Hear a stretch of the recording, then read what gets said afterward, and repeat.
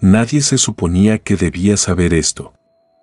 El recibo en sí era un fantasma, un frágil trozo de papel marrón escondido dentro de la encuadernación de un libro de impuestos de 1849.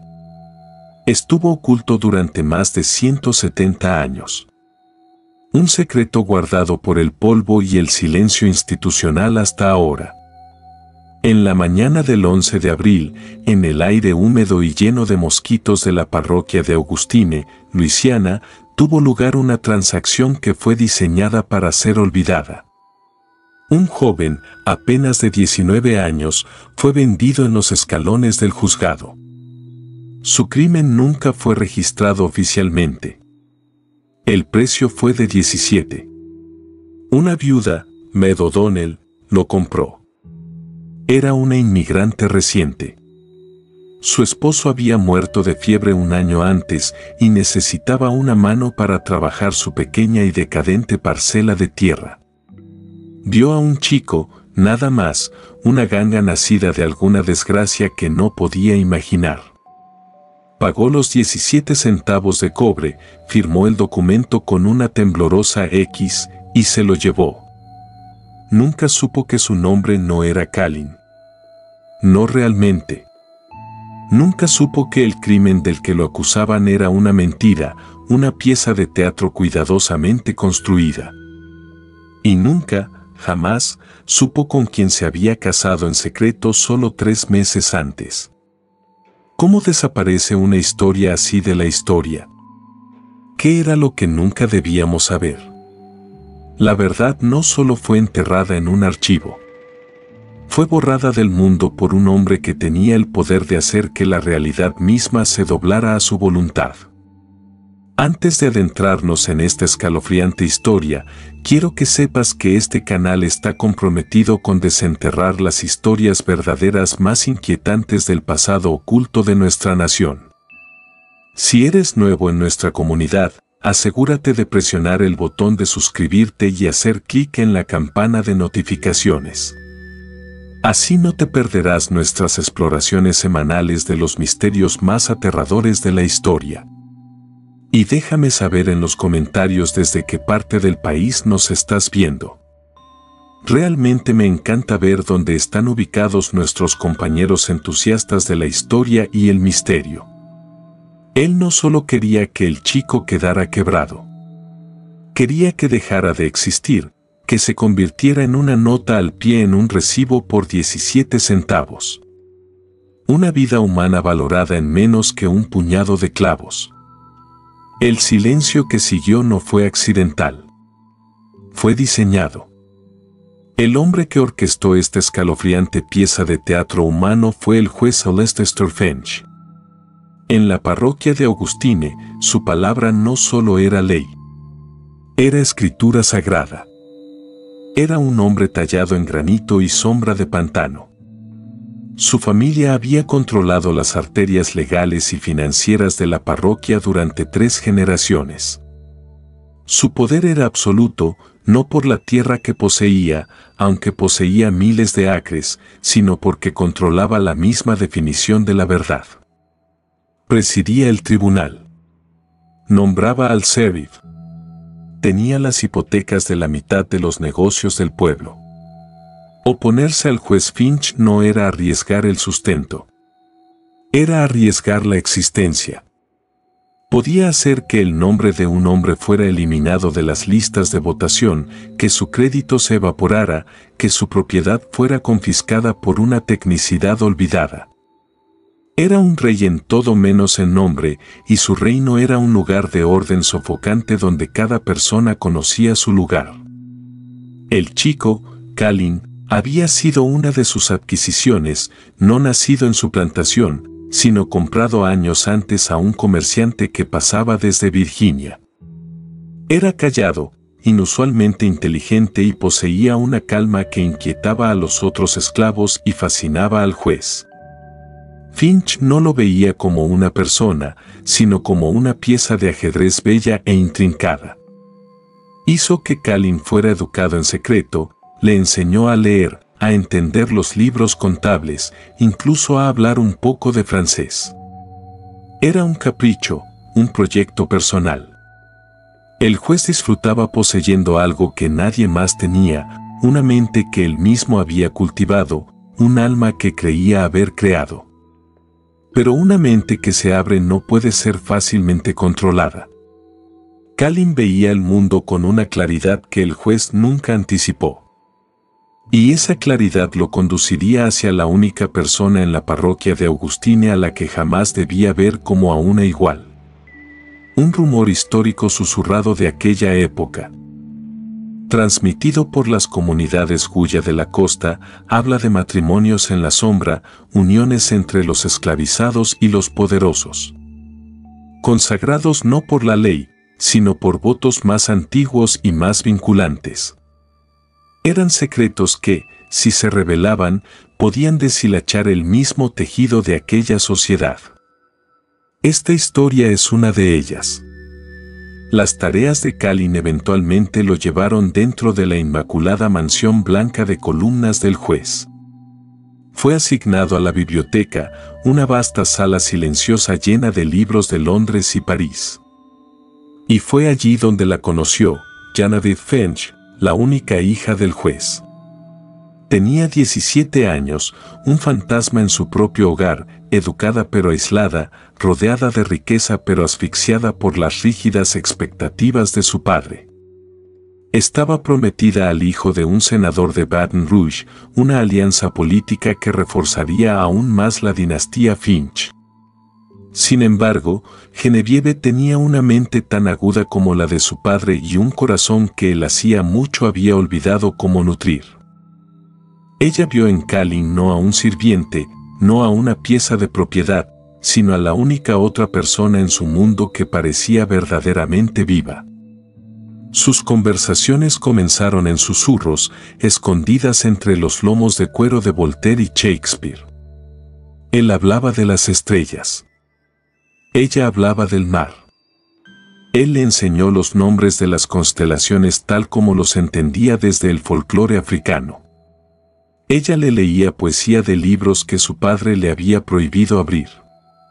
Eran dos prisioneros en la misma jaula dorada. Y en ese confinamiento compartido, algo prohibido y hermoso comenzó a crecer. Era un amor imposible. Un amor que era una sentencia de muerte. Y ambos lo sabían. Pero saberlo y detenerse eran dos cosas diferentes.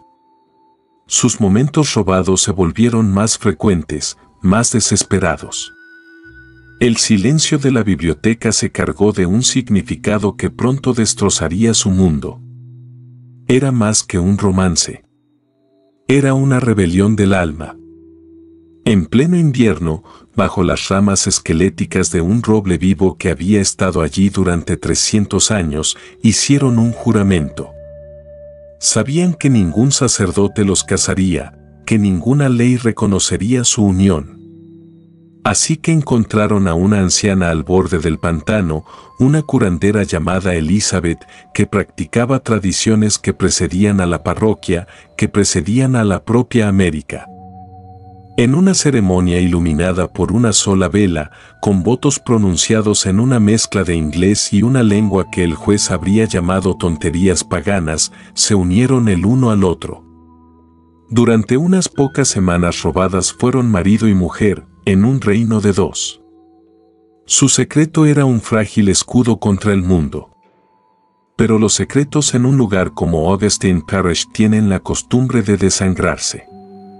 Un libro fuera de lugar. Una mirada sostenida un segundo demasiado.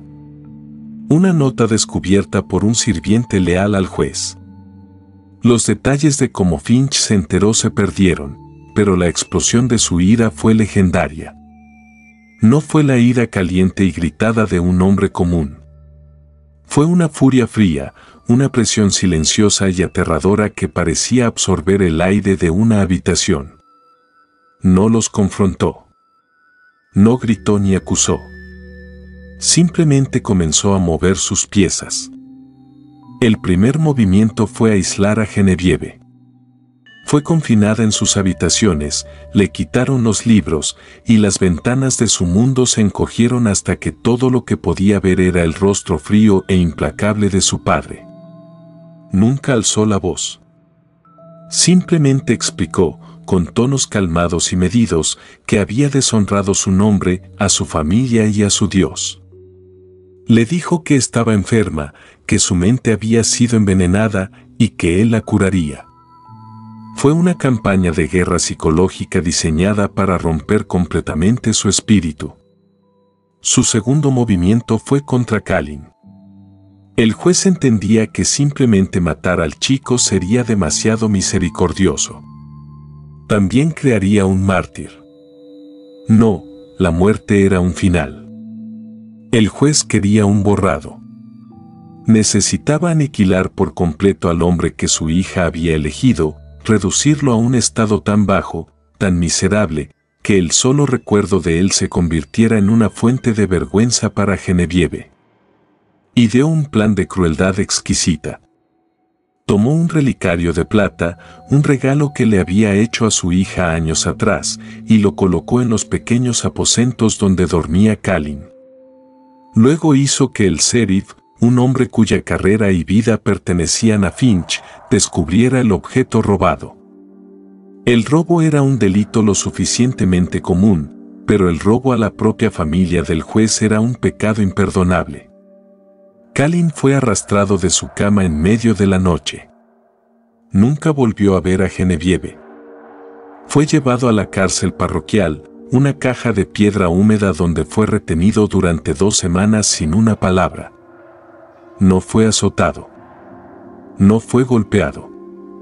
La crueldad del juez era más refinada.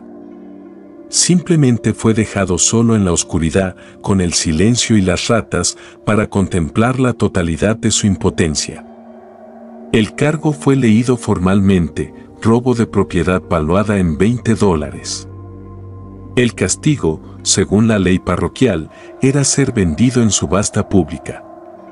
Todo era perfectamente legal. Todo era una monstruosa mentira. El propio juez firmó la orden, su caligrafía tan elegante y despiadada como el hombre mismo. No estaba destruyendo solo a un hombre.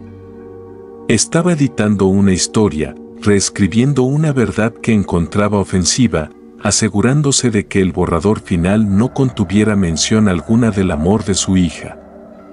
La subasta fue fijada para el 11 de abril. La mañana estaba cargada de un calor brumoso y opresivo que prometía tormenta más tarde ese día.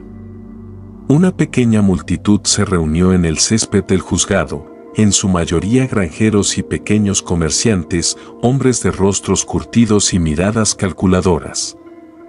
Estaban allí por el ganado, por una desmotadora de algodón incautada, por los asuntos mundanos de una parroquia en apuros. Kalin fue el último lote del día. Fue sacado a los escalones, con las manos atadas al frente. Estaba limpio, un detalle en el que el juez había insistido. No debía parecer un simple jornalero. Debía parecer lo que era, un esclavo de casa, algo refinado, algo que había caído desde una gran altura. El subastador, un hombre llamado Bartolomé, que debía una deuda considerable al juez Finch, comenzó los procedimientos. No describió las habilidades de Kalin, su alfabetización, su inteligencia.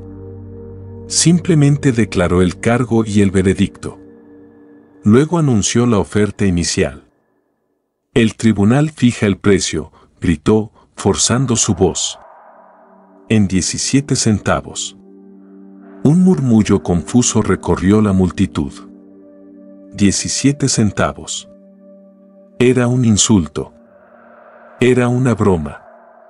Un hombre esclavizado en su mejor momento, incluso acusado de robo, valía cientos, tal vez $1000.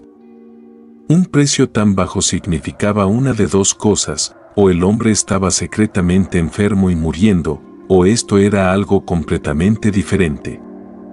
Era una señal. Los hombres más inteligentes en la multitud lo entendieron de inmediato. Esto no era una venta. Era un ritual, una humillación pública orquestada por una mano invisible.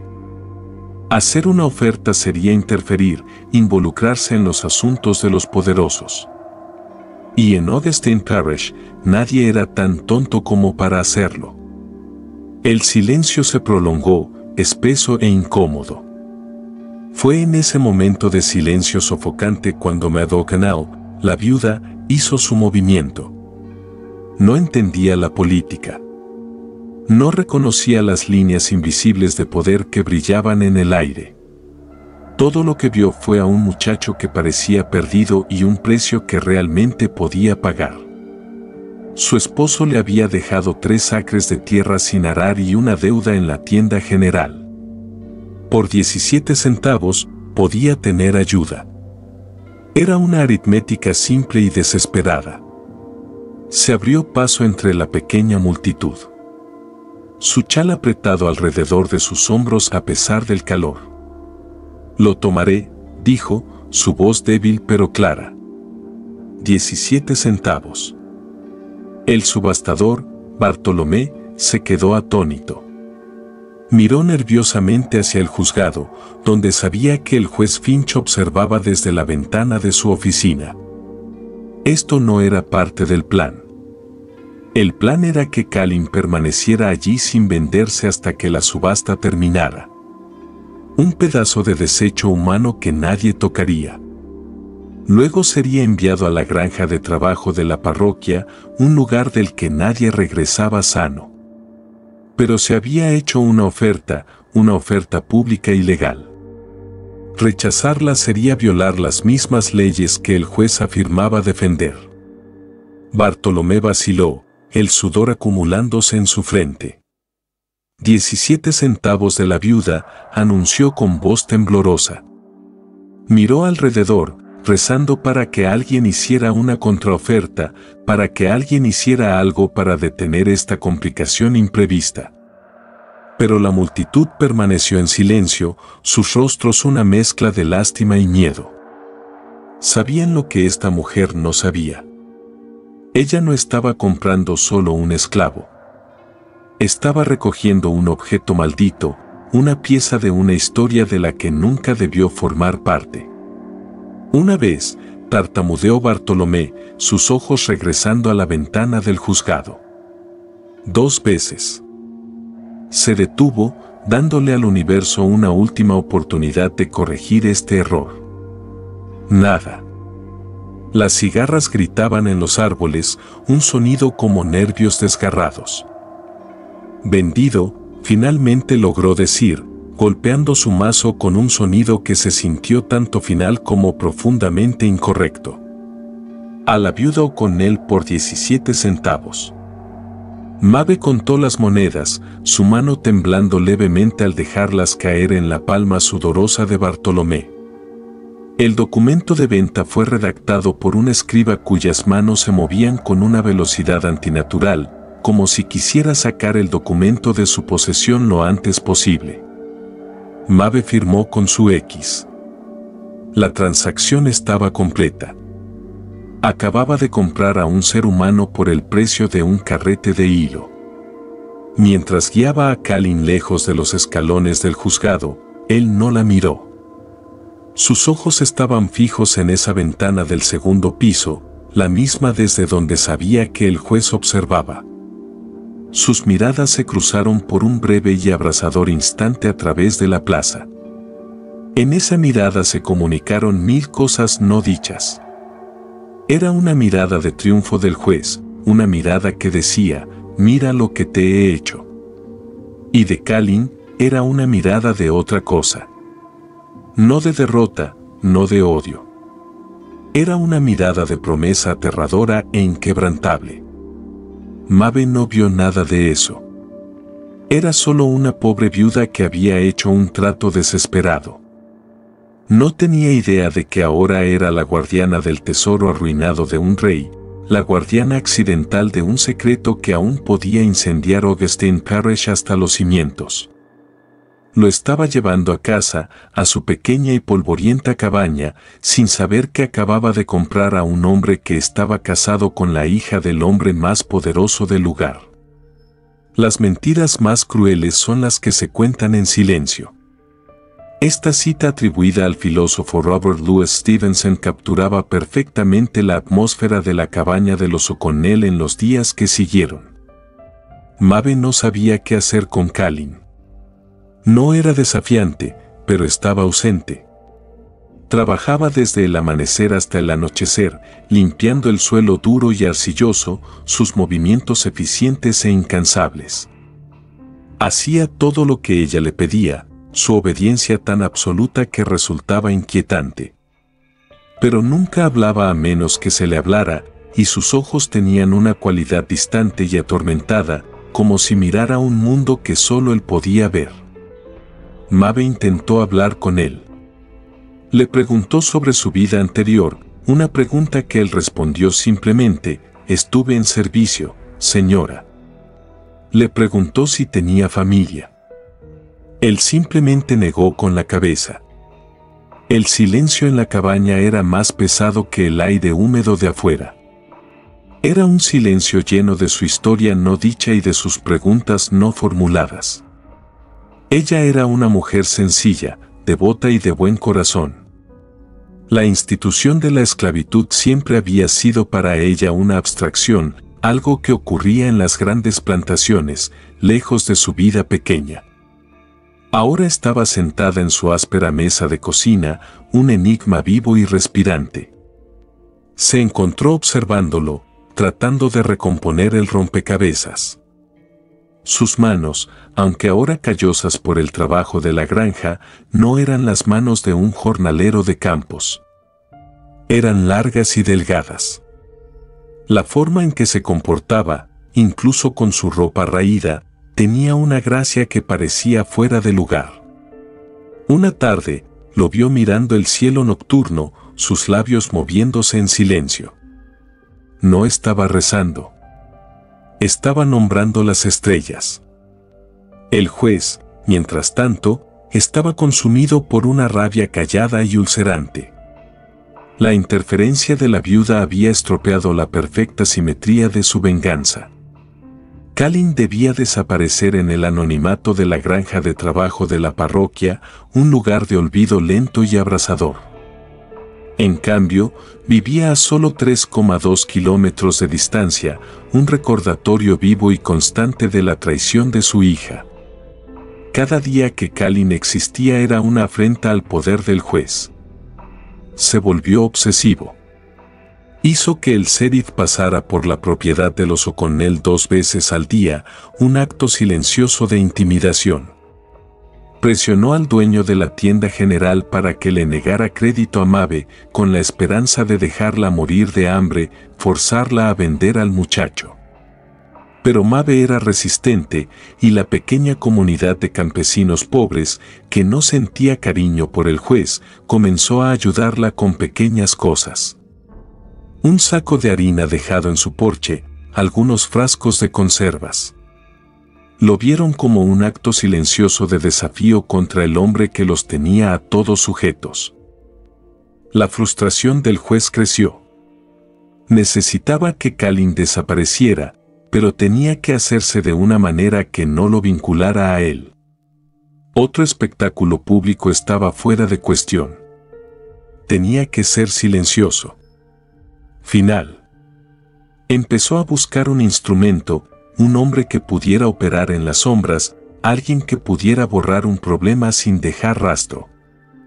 Encontró a ese hombre en un rastreador de pantanos llamado Ro, una figura sombría que vivía en lo profundo de los pantanos y de quien se rumoraba que poseía habilidades no del todo naturales.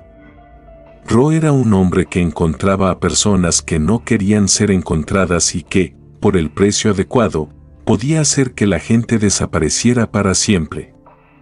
La dinámica en la granja comenzó a cambiar de manera sutil. Calin, al darse cuenta de que la mirada del juez aún estaba sobre él, empezó a dejar escapar fragmentos de su verdadero yo. Era un riesgo calculado. Necesitaba un aliado, y esa simple viuda era la única que tenía. Una tarde, lo vio luchando con el libro de cuentas de su difunto marido. Ella sabía leer números, pero no palabras. En silencio, él se adelantó. «Si me permite, señora», dijo, con voz suave. Tomó el libro de cuentas y en unos minutos organizó las entradas caóticas, su letra una caligrafía fluida y elegante. Mabe miró la página, luego a él, con los ojos abiertos de asombro. «¿Dónde aprendiste a hacer eso?», susurró. «El juez valoraba ciertas habilidades», respondió él, con el primer atisbo de ironía que ella había escuchado de su parte. Comenzó a ayudarla en otras cosas, mostrándole cómo irrigar mejor los campos, cómo remendar herramientas que ella pensaba rotas. No era solo un peón. Era un arquitecto de la supervivencia. Nació entre ellos un vínculo, frágil y no expresado. No era amistad, no todavía. Era el respeto cansado de dos personas que se aferraban al mismo trozo de madera a la deriva en un océano vasto y hostil. Mabe empezó a verlo no como un valor de 17 centavos en músculos, sino como un hombre de profundidad profunda y misteriosa, y con esa realización vino un pensamiento aterrador. Cualquiera que fuera la cosa que había hecho para incurrir en la ira del juez, debía haber sido extraordinaria. Ella estaba albergando no solo a un fugitivo, sino a un secreto. Y comenzó a entender que los secretos en Augustine Parish tenían un precio muy alto. Una descripción visual escalofriante de un viejo diario de la parroquia vio hoy al hombre del juez, Ruth, en la ciudad. No camina como otros. Se desliza silencioso como una mocasín de agua. En sus ojos, son del color del barro del pantano y ven todo lo que intentas esconder. Este fue el hombre que ahora comenzó a rodear la pequeña granja de Mabe. Kalin sintió su presencia antes de verlo. Fue un cambio en el aire, una quietud en los bosques que parecía antinatural. Los pájaros callaban. Los insectos cesaban su canto. Era el silencio depredador de un cazador que se acerca a su presa. Kalin supo lo que significaba. El juez se había impacientado. El tiempo se agotaba. Tenía que actuar.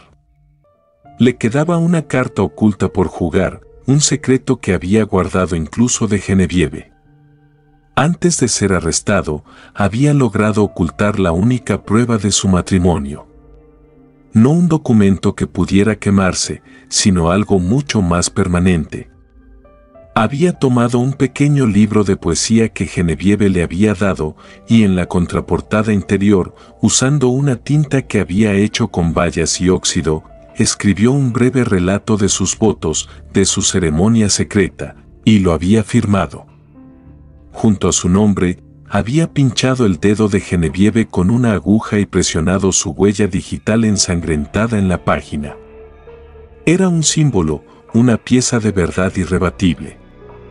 Si ese libro alguna vez se encontraba, sería una mancha permanente en el legado Finch, una historia que no podría borrarse con facilidad.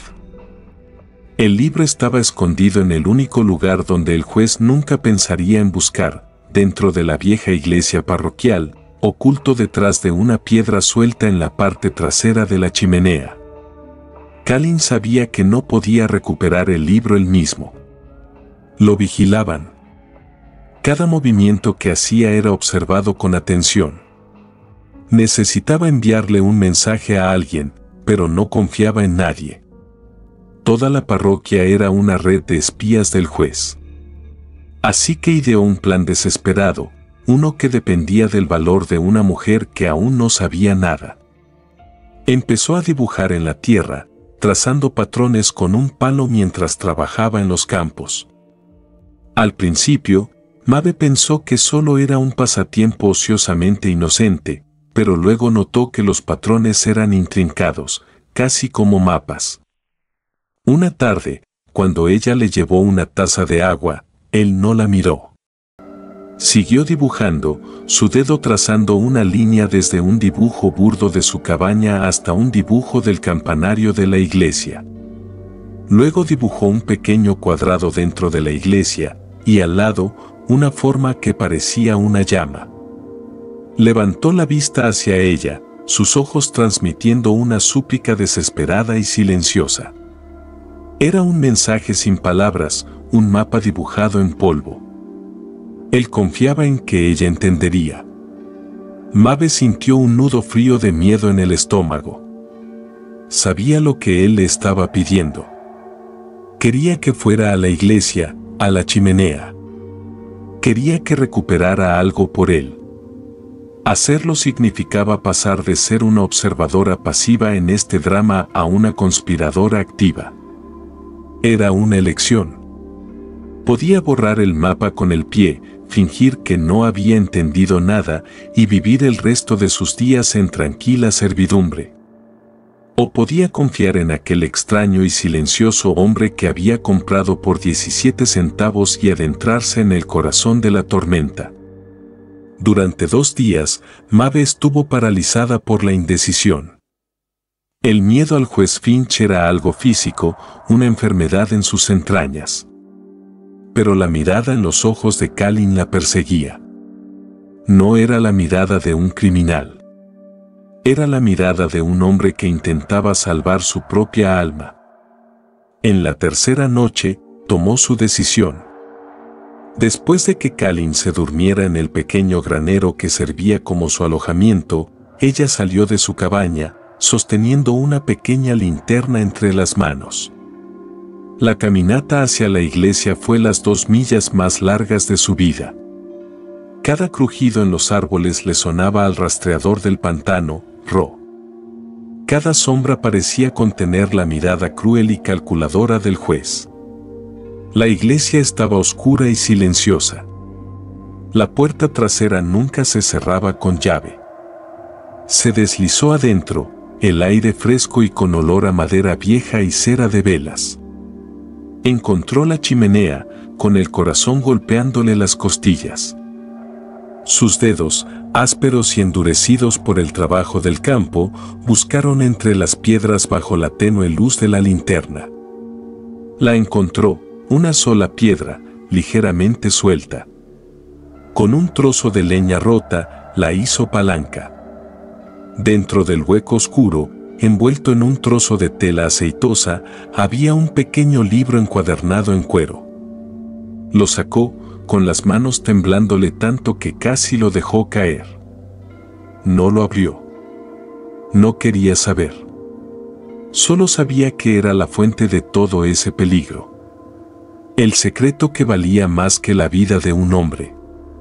Lo guardó en su delantal, recolocó la piedra y huyó de nuevo hacia la noche, con el libro sintiéndose como un bloque de hielo contra su piel. Había cruzado la línea. Ya no había vuelta atrás. Cuando regresó a la granja justo antes del amanecer, encontró a Kalin esperándola afuera de la cabaña. No estaba en el granero. Estaba allí, de pie, mirando el camino, como si hubiera estado haciendo guardia. Vio el libro en sus manos, y por primera vez desde que lo conocía, un destello de algo distinto a la desesperación cruzó su rostro. Era alivio, un alivio tan profundo que dolía verlo. Tomó el libro de sus manos, sus dedos rozando los de ella. «Gracias», susurró, con la voz cargada de emoción. «No tienes que agradecerme», dijo ella, con la voz temblorosa. «Solo tienes que decirme qué hacemos ahora». Antes de que él pudiera responder, un sonido cortó la quietud del amanecer, un perro ladrando frenéticamente desde una granja vecina. Luego, otro. La cabeza de Kalin se alzó de golpe, su cuerpo se tensó al instante. «Está aquí», dijo, con voz plana y fría. Ro. Le devolvió el libro, empujándolo hacia sus manos. «Hay un hombre», dijo rápidamente, con palabras precisas. «Se llama Silas. Trabaja en el ferry del cruce de Black Creek. Es un viejo amigo, uno de los pocos que el juez no posee. Entrégale este libro. Dile que el sinsonte es libre. Mabe lo miró, confundida. ¿Y tú? El juez no solo quiere el libro, dijo Kalin, sus ojos ya fijos en la línea oscura de los árboles. Me quiere a mí. Iré a atraer a Ro lejos de aquí. Te daré tiempo. Ve ahora. Se giró y corrió, no hacia el camino, sino directamente hacia los espesos y enmarañados bosques detrás de la cabaña. Un acto deliberado y sacrificial. Mabe quedó inmóvil por un segundo, apretando el libro contra su pecho, con su extraño mensaje resonando en sus oídos. Luego escuchó el sonido de alguien moviéndose entre la maleza, avanzando con una velocidad y un silencio perturbadores. Ella se dio la vuelta y corrió. Mabe corrió como nunca había corrido en su vida, respirando con dificultad, con los pulmones desgarrados, mientras los oscuros bosques la rodeaban por todos lados. No conocía los caminos. Tropezaba con raíces y su rostro era azotado por ramas bajas. Solo sabía la dirección de Black Creek y corría hacia él, impulsada por un terror que nunca había sentido. Detrás de ella, podía escuchar la persecución. No los sonidos de una caza torpe, sino los sonidos escalofriantemente eficientes de un depredador. Una rama rota aquí, un suave paso allá, y Kalin más adelante, haciendo el ruido justo suficiente para mantener al cazador enfocado en él, alejando el peligro de ella. Era una carrera contra el amanecer. Finalmente, salió de los bosques a las orillas fangosas de Black Creek. El ferry era un simple bote de madera operado con un sistema de poleas. Un hombre negro encorvado, con cabello canoso, estaba junto a él, preparando el primer cruce del día. Silas. Jadeó, tropezando hacia él. El hombre levantó la vista, con ojos agudos e inteligentes. Observó su vestido desgarrado, su expresión de pánico, el libro apretado en su mano. ¿Eres Silas?, repitió, con la voz frenética. Sí, dijo él, con un murmullo bajo y calmante. Kalin me envió, jadeó, extendiendo el libro. Me dijo que te diera esto. El sinsonte es libre. El rostro curtido de Silas no mostró sorpresa. Tomó el libro con una mano firme, su expresión sombría. Entendió el código. Significaba que Kalin estaba activando la última y más desesperada parte de su plan. Significaba que probablemente no sobreviviría la noche.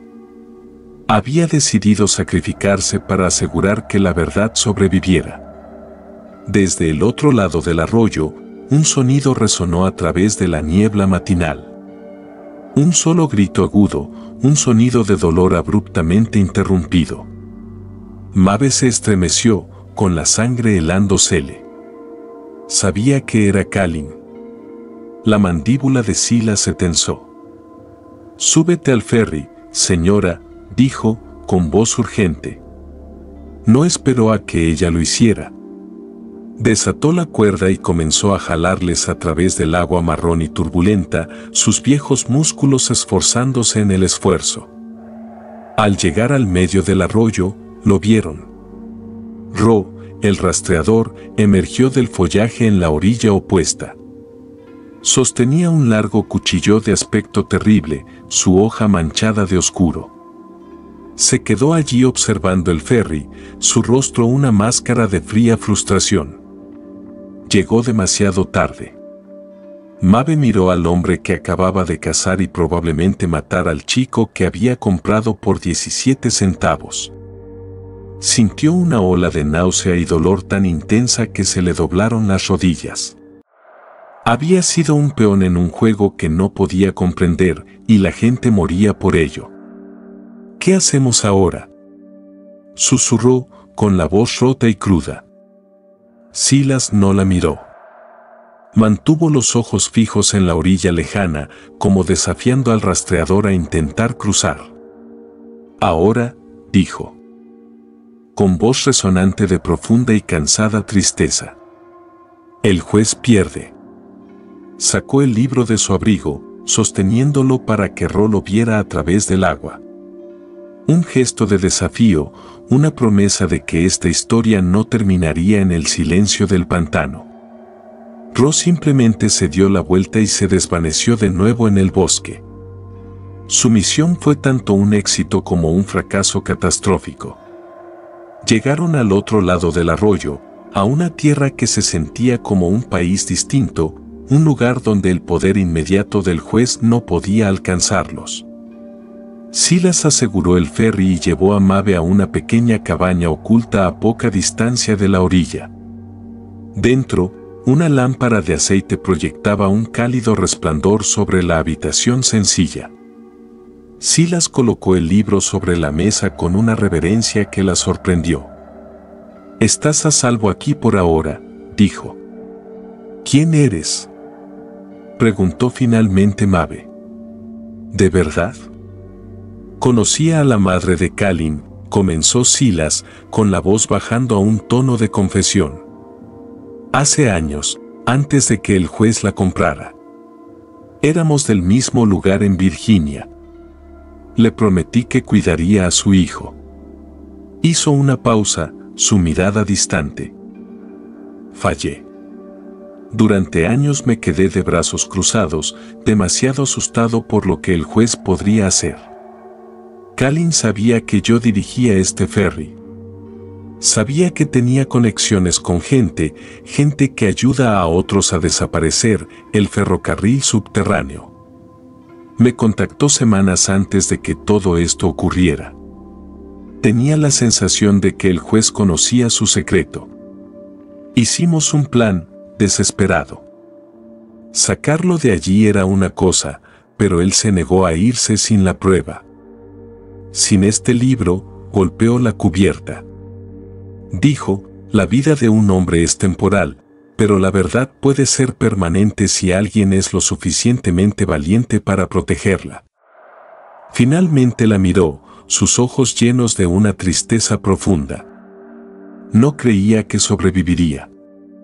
Me hizo prometer que si enviaba la señal, yo llevaría el libro al norte, sin importar el costo. Se sacrificó para que un día todos supieran lo que el juez Finch hizo a su propia hija. Maeve finalmente se quebró. Las lágrimas que había contenido durante días, durante semanas, finalmente brotaron. Una tormenta de dolor por un chico que apenas conocía, pero cuyo valor había hecho añicos su mundo.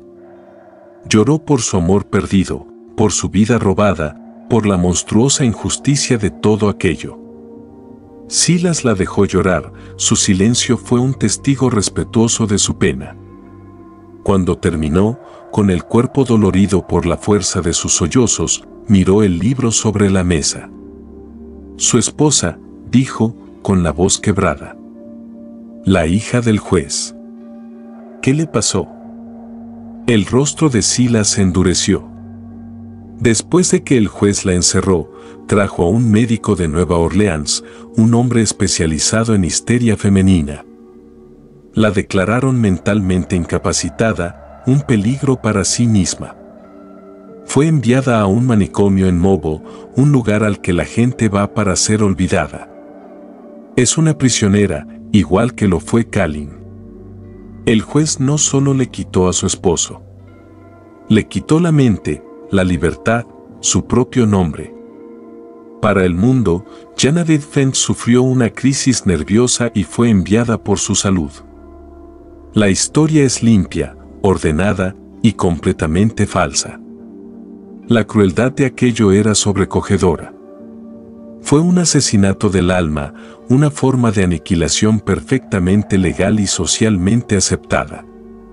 El juez no solo había borrado a Kalin, también había borrado a su propia hija, convirtiéndola en un fantasma mucho antes de que muriera. Entonces Mabe comprendió los 17 centavos, la subasta, el rastreador. Todo era parte de una meticulosa obra maestra de maldad y control, y ella, la viuda ignorante, había tropezado con el escenario y arruinado el acto final. ¿Qué hay en el libro?, preguntó Mabe, apenas en un susurro. Silas lo abrió con cuidado. Pasó a la contraportada interior. Allí, en la elegante escritura de Kalin, estaba la historia de su matrimonio secreto. Debajo del texto había 2 firmas. Una era la de Kalin. La otra no era una firma, sino una pequeña mancha marrón rojiza. La marca de Genevieve, dijo Silas en voz baja. Me habló de eso. Prueba de que ella aceptó el voto por voluntad propia. En las manos adecuadas, este libro destruye toda la narrativa del juez. Prueba que fabricó la acusación de robo. Prueba que internó a su propia hija para ocultar una verdad que no podía soportar. Cerró el libro. Mis contactos harán que esto llegue a los editores abolicionistas de Filadelfia. Se imprimirá. La historia será contada. No traerá de vuelta a Kalin. Puede que ni siquiera libere a Genevieve, pero será una grieta en el trono del juez. Un fuego que nunca podrá extinguir del todo. Miró a Mabe con expresión grave. Pero no puedes volver al condado de Augustine. Nunca. El juez no dejará de buscarte. Eres el cabo suelto, la testigo que conoce toda la historia. Mabe pensó en su pequeña granja, el único hogar que tenía. Pensó en la tumba de su esposo. Todo había desaparecido, borrado por una historia de la que nunca pidió ser parte. Estaba a la deriva, una refugiada de una guerra secreta. ¿A dónde iré?, preguntó, la pregunta flotando en el aire como humo. Al norte, dijo Silas. Te llevaremos a un lugar seguro. Una nueva vida. Es lo mínimo que podemos hacer. Es lo que él habría querido. Y así, Meadow Connell desapareció, ayudada por Silas y la red silenciosa y decidida del ferrocarril subterráneo. Viajó de noche, escondiéndose en graneros y sótanos secretos, avanzando constantemente hacia el norte hasta que el musgo español de Luisiana se convirtió en un mal recuerdo.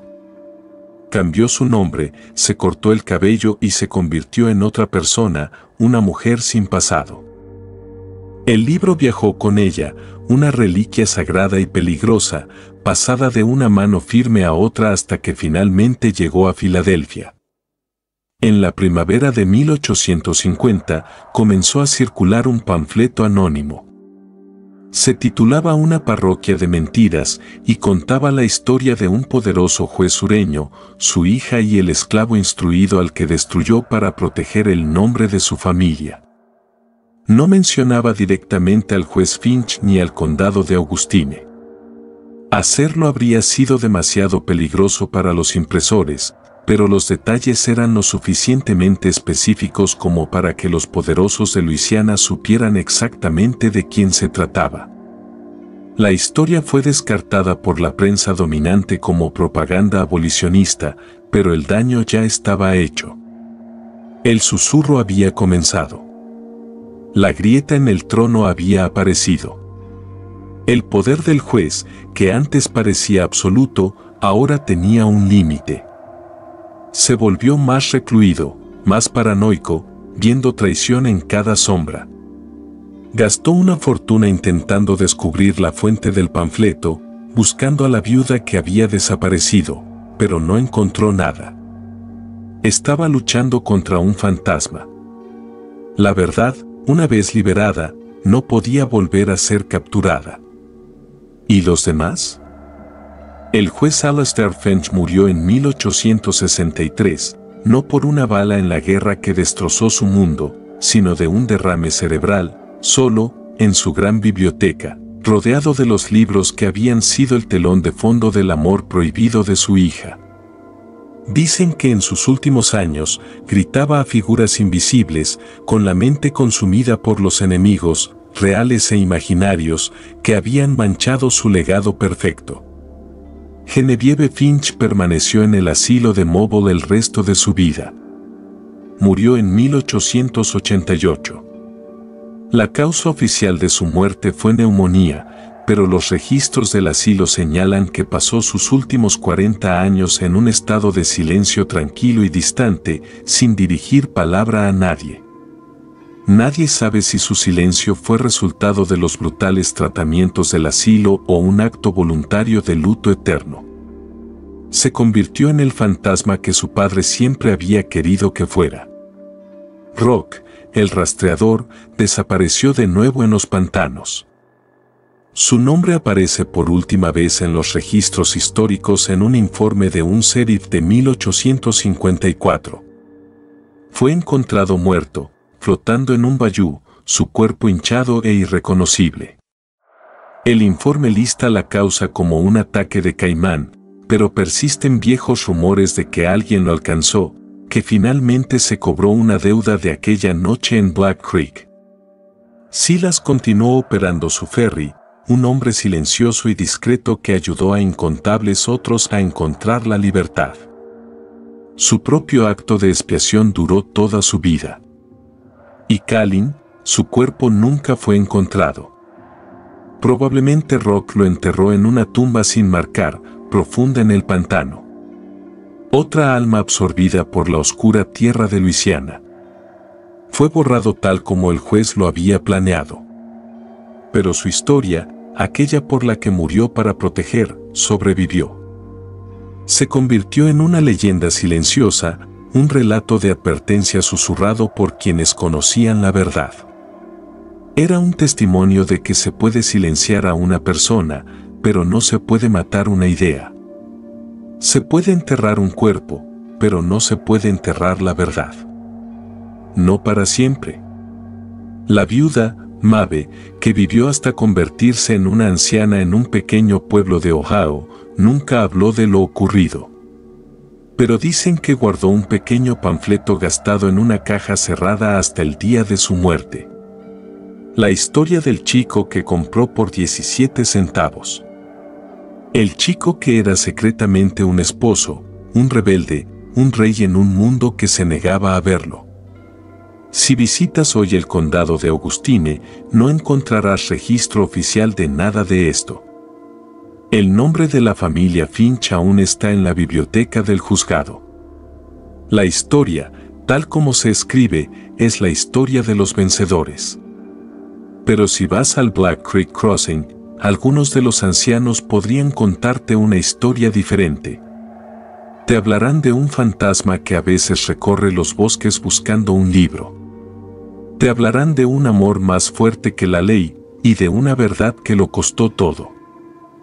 Si has llegado tan lejos conmigo por este camino oscuro y oculto, comenta The Mockingbird is Free abajo. Ya no estás solo viendo una historia. Estás convirtiéndote en su guardián. Un testigo de una historia que fue deliberadamente borrada. Es una carga pesada, ¿no? Saber algo que estaba destinado a ser olvidado. El recibo por 17 centavos ahora se encuentra en un archivo universitario. Una curiosidad histórica. La mayoría de quienes lo ven solo perciben una extraña y triste transacción de una era brutal. Ven el precio y niegan con la cabeza ante la crueldad. Pero no conocen la verdad. No saben la historia detrás de la tinta. No ven el fantasma de un matrimonio secreto, la fría furia de un juez poderoso, ni el coraje imposible de una mujer que decidió confiar en un desconocido. No saben que esos 17 centavos fueron el precio de un rescate real en amor y rebelión. Ven un recibo por un esclavo. Pero tú ves una declaración de guerra, una guerra librada en susurros, en libros ocultos y en los corazones de quienes se niegan a ser borrados. Es un recordatorio de que las historias más importantes suelen ser las que dejan las huellas más tenues. Las que debes excavar. las que debes luchar para mantener vivas, las que los hombres poderosos trataron de enterrar bajo el peso de sus leyes y mentiras. El sistema que permitió la existencia de un hombre como el juez Finch, el que hizo sus acciones perfectamente legales, no era solo un conjunto de leyes. Era una prisión psicológica. Se basaba en la idea de que algunas personas eran objetos, que sus vidas y amores no tenían valor excepto el que sus dueños les asignaban. El crimen de Kalin y Genevieve no fue robo. Y no fue solo amor. Su crimen fue creer que eran iguales. Su rebelión fue el acto de ver la plena humanidad en el otro. Ese fue el único pecado que el juez y todo el mundo que él representaba no podían tolerar. Porque si un esclavo y la hija de un amo podían ser marido y mujer, si podían estar unidos por un voto que trascendía la ley y la propiedad, entonces todo el fundamento de su sociedad era una mentira. Significaría que el poder era solo un constructo, que el orden social era una ficción frágil y que las cadenas no estaban solo en las muñecas de los esclavizados, sino también en las mentes de los esclavizadores. El juez tenía que destruirlos, no solo para castigarlos, sino para proteger su propia cordura, para reforzar los muros de la realidad que había construido a su alrededor. Su crueldad no fue solo un acto de venganza. Fue un acto de desesperada autopreservación. Intentaba matar una verdad que amenazaba con exponerlo como un fraude, un rey gobernando sobre un reino de fantasmas. Piensa en la viuda, Maeve. Ella es, en muchos sentidos, la figura más importante de esta historia. No era una heroína. No era una abolicionista. Era solo una persona común enfrentada a una elección extraordinaria. Ella nos representa. ¿Qué harías tú? Honestamente, ¿qué harías tú? ¿Verías la injusticia y te alejarías, temiendo las consecuencias? ¿Te convencerías de que no era asunto tuyo? La mayoría de la gente lo haría. Ese es el motor silencioso y terrible que permite que el mal florezca. La apatía de las personas buenas. Pero Maeve, una viuda pobre y sin educación, sin nada a su nombre, tomó una decisión. Eligió ver al hombre, no al esclavo. Eligió confiar incluso cuando eso la aterrorizaba. Eligió actuar. Su pequeño y simple acto de valentía, corriendo por el bosque con un libro que ni siquiera podía leer, fue más poderoso que todas las leyes del juez, toda su riqueza, toda su ira. No solo salvó un libro, salvó una verdad. Se convirtió en el improbable recipiente de una historia que nunca debió ser contada. Es un recordatorio escalofriante de que, a veces, el destino de la historia no descansa en los reyes o generales, sino en las decisiones silenciosas de personas ordinarias en situaciones imposibles. La elección de ayudar, la elección de escuchar, la elección de correr. Un último y perturbador rumor ha persistido sobre Genevieve Finch. Algunas de las enfermeras más ancianas del asilo de Mobo solían contar una historia sobre la mujer silenciosa en la habitación 213. Decían que cada año, en el aniversario de la subasta del 11 de abril, ella hacía una cosa. Encontraba un trozo de carbón o usaba su propia sangre si era necesario y dibujaba una sola imagen en la pared de su celda. Siempre era la misma imagen, un sinsonte con la garganta cortada. El personal del asilo la limpiaba de las paredes cada vez, intentando borrar el extraño y triste grafiti. Pero al año siguiente, siempre reaparecía, un silencioso memorial anual por un amor que había sido silenciado, un mensaje para un mundo que la había olvidado. Era su único acto de rebelión que quedaba, un fantasma de un recuerdo que se negaba a ser exorcizado. Sugiere que, aunque su padre destruyó su vida, nunca rompió verdaderamente su espíritu. El amor que sentía por Kalin seguía allí, enterrado tan profundamente que 40 años de brutalidad institucional no pudieron tocarlo. Era su propio libro escrito en las paredes de su prisión. Una historia contada en silencio y sangre. Un testamento final al hombre con quien se había casado. El hombre que intentaron, y fallaron, en convertir en nada más que un fantasma de 17 centavos. ¿Puedes imaginarlo? Un amor tan fuerte que sobrevive incluso a la muerte de la mente misma. Entonces, ¿por qué fue enterrada tan profundamente esta historia? ¿Por qué generaciones de historiadores y archivistas que encontraron fragmentos de ella eligieron ocultarla? Porque no solo acusa a un hombre, a un juez en una parroquia olvidada. Acusa a todo el sistema que él representaba.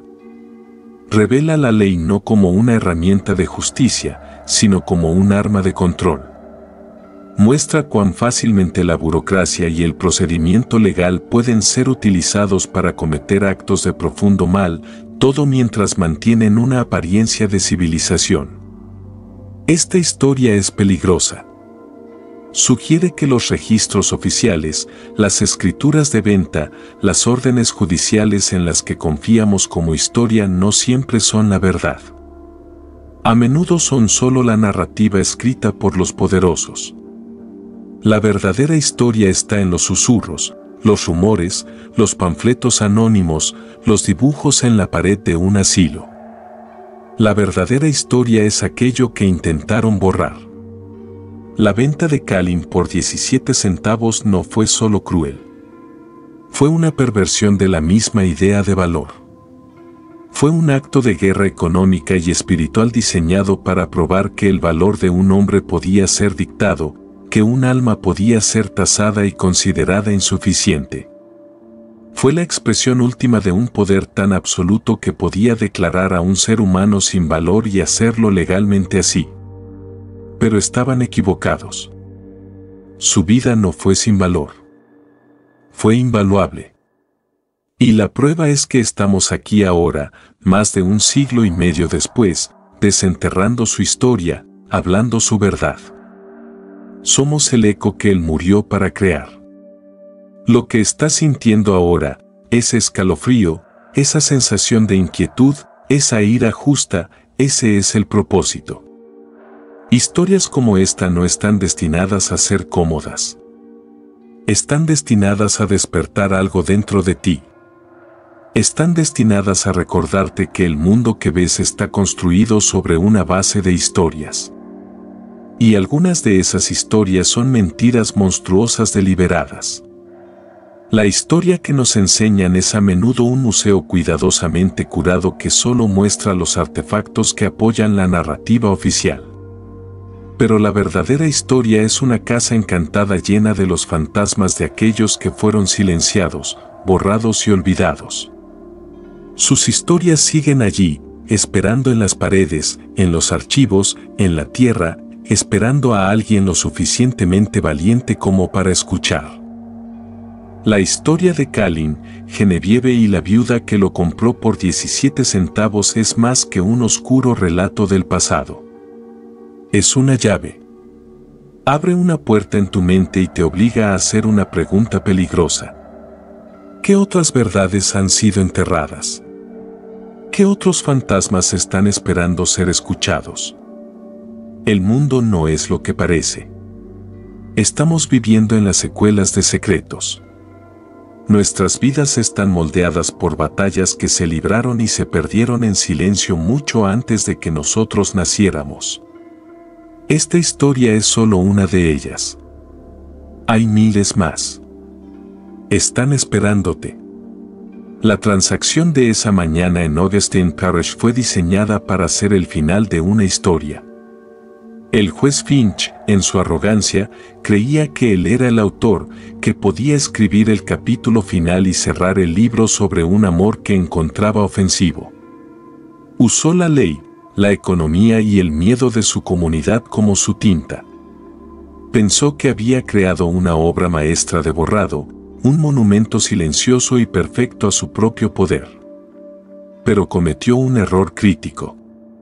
Olvidó que las historias verdaderas, no se escriben en papel. Se escriben en el corazón humano. Y el corazón tiene una memoria que ninguna ley puede extinguir. Ningún libro contable puede contener. Y ningún paso del tiempo puede borrar realmente. Él pensó que estaba cerrando un libro, pero todo lo que hizo fue crear un fantasma. Un fantasma que ha rondado los márgenes de la historia durante 170 años, esperando a que alguien finalmente pronuncie su nombre. Quiso demostrar que un hombre podía valer solo 17 centavos. En cambio, demostró que un solo acto desafiante de amor podía valerlo todo. Ahora lo sabes.